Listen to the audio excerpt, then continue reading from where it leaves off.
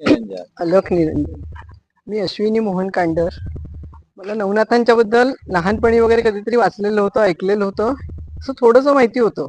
माझी मैत्रीण छाया आहे, तिचा मला फोन आला, अश्विनी आपण कुठेतरी जाऊया गो, मला नवनाथ यात्रा करायची आहे, तू येतेस का? मी कुठच्याही क्षणाचा विलंब न लावता म्हटलं तू बुक कर आपला, आपण जाऊया. त्याच्यानंतर मी मिस्टरांना विचारलं, हो मी जाऊ का वगैरे. ते म्हणाले ठरवलंयस ना, मग आता जा. मला न विचारता ठरवलं होतं असतं. त्यामुळे त्या यात्रेसाठी मी आले. आणि आल्याच्या नंतर संतोष भाऊनी आमचं खूप छान सगळं चांगल्या प्रकारे केलं. नवनाथांची यात्रा खूप चांगली झाली आहे, दर्शन चांगलं मिळालं, सगळ्या गोष्टी त्यांनी चांगल्या सांगितल्या. जी माहिती नव्हती ती सगळी माहिती कळली. आणि त्याच्या आधी छायाने मला नवनाथांचं कथासार ही पोथी पाठवली होती. ती म्हणाली 40 दिवसामध्ये तू 40 अध्याय वाच, रोज एक एक करून.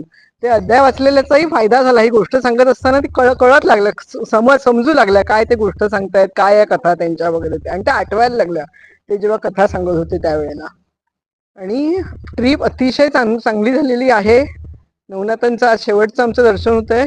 आणि जेवणाची सोय खूप छान आहे, गाडी चांगली आहे. मी गाडीच्या बाबतीमध्ये सांगेन, एवढा आम्ही इतके किलोमीटर प्रवास केलाय, पण हे आमचे जे ड्रायव्हर काका जे आहेत रुपेश सर, त्यांनी इतकी स्मूथ गाडी चालवली, इतकी खासकळग्याचे रस्ते होते, सगळं हे होतं, पण त्याच्यात त्यांनी गाडी खूप छान चालवली. कोणालाही कसलाही त्रास झाला नाही, कोणाला गाडी लागली नाहीये, उलट्या झाल्या नाहीत, सगळे असे छान अगदी आले. त्यामुळे खूपच छान झालं.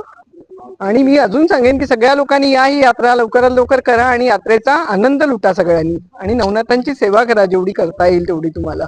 नमो आदेश.